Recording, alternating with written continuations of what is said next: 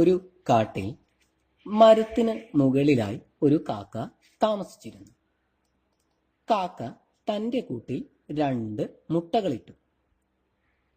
അതേസമയം ആ മരത്തിന് താഴെ ഒരു പൊത്തിൽ ദുഷ്ടനായ ഒരു പാമ്പ് താമസിച്ചിരുന്നു. ഒരു ദിവസം കാക്ക ഭക്ഷണം തേടി ദൂരേക്ക് പറന്നുപോയി.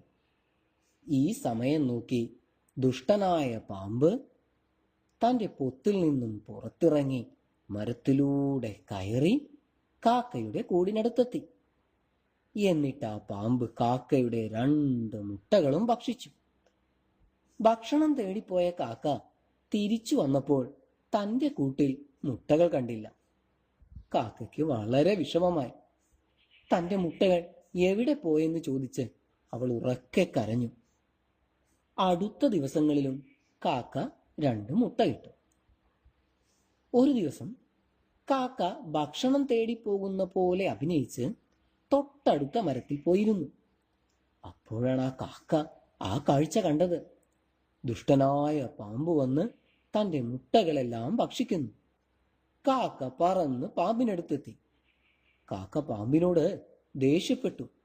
എൻ്റെ മുട്ടകൾ ഭക്ഷിച്ചാൽ നിന്നെ ഞാൻ കൊന്നുകളയുമെന്ന് പറഞ്ഞു. അപ്പോൾ പാമ്പ് പറഞ്ഞു, എന്നെ കൊല്ലാൻ നിനക്ക് കഴിയുമോ? നീ എത്ര ചെറിയ പക്ഷിയാണ്. പൊയ്ക്കോണം അവിടുന്ന്, അല്ലെങ്കിൽ നിന്നെയും ഞാൻ ഭക്ഷിക്കും. പാവം കാക്ക.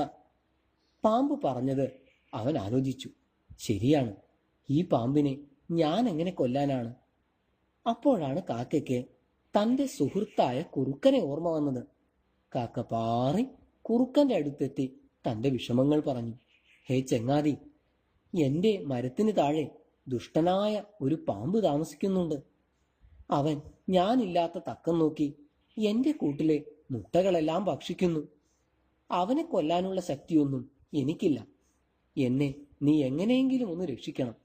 എനിക്ക് എന്തെങ്കിലും ഒരു സൂത്രം നീ പറഞ്ഞു തരണം. ഏറെ ആലോചിച്ചിട്ട് കുറുക്കൻ കാക്കയോട് ചില സൂത്രങ്ങൾ പറഞ്ഞു. ഞാൻ പറയുന്ന പോലെ നീ ചെയ്താൽ മതി. നമുക്ക് ആ ദുഷ്ടനെ വകവരുത്താം. എന്നിട്ട് കുറുക്കൻ എന്തൊക്കെയോ സൂത്രങ്ങൾ കാക്കയ്ക്ക് പറഞ്ഞു കൊടുത്തു. കാക്ക അതുപോലെ ചെയ്യാമെന്ന് കുറുക്കനോട് വാക്കു പറഞ്ഞു. തൊട്ടടുത്ത ദിവസം തടാകത്തിൽ കുളിക്കാൻ വന്ന രാജകുമാരിയുടെയും തോഴിയുടെയും പവിഴമാല കുത്തിയെടുത്ത് കാക്ക പറന്നു. രാജകുമാരിയുടെ കരച്ചിൽ കേട്ട് ഭടന്മാർ കാക്കയെ പിന്തുടർന്നു. കാക്ക പവിഴമാലയും കൊണ്ട് നേരെ പാമ്പിന്റെ പൊത്തിൽ കൊണ്ടുപോയി ഇട്ടു. എന്നിട്ട് പറന്ന് മറ്റൊരു മരത്തിൽ പോയിരുന്നു. ഭടന്മാരെത്തിയപ്പോൾ കഴുത്തിൽ പവിഴമാലയുമായി നിൽക്കുന്ന പാമ്പിനെ കണ്ടു. അവരുടനെ തന്നെ കുന്തം കൊണ്ട് ആ പാമ്പിനെ അടിച്ചു കൊന്ന് പവിഴമാലയും എടുത്ത് സ്ഥലം വിട്ടു. അങ്ങനെ ദുഷ്ടനായ പാമ്പിനെ നമ്മുടെ കാക്ക കുറുക്കന്റെ സൂത്രം ഉപയോഗിച്ച് വകവരുത്തി. ദുഷ്ടതയുടെ ഫലം പാമ്പിന് ലഭിക്കുകയും ചെയ്തു. കാക്ക പറന്നു ചെന്ന് തന്റെ സുഹൃത്തായ കുറുക്കനോട് നന്ദി പറഞ്ഞു. വീണ്ടും നിരവധി മുട്ടകളിട്ട് കാക്ക സന്തോഷത്തോടെ കഴിഞ്ഞു.